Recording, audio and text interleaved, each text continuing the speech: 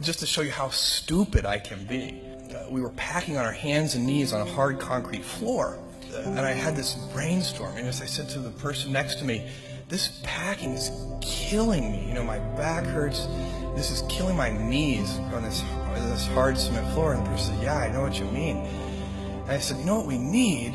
This is my brilliant insight. We need knee pads. I was very serious. And this person looked at me like I was the stupidest person they'd ever seen. They're like, I'm working for this person. This is great.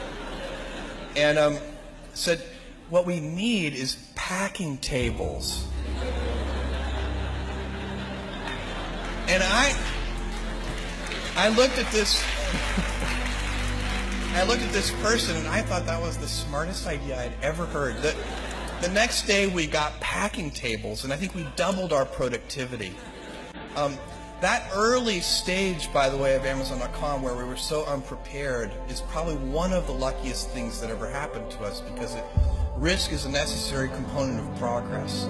So, there are different kinds of people that want to do different kinds of things in their life. And the right framework I found is a regret minimization framework. And so that's just a nerdy way of saying that you want to project yourself to age 80, and then think back over your life. And if you're 80, you want to minimize the number of regrets you have throughout that period of time. I think this is something a lot of people do, maybe subconsciously. Very few people probably name it regret minimization framework, because most people are healthier than that. But it was a very clear way for me to think about making that kind of life decision.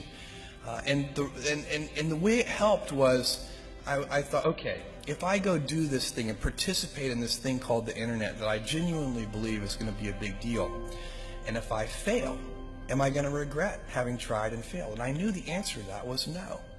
But I also knew that if I didn't try, that I would always regret that.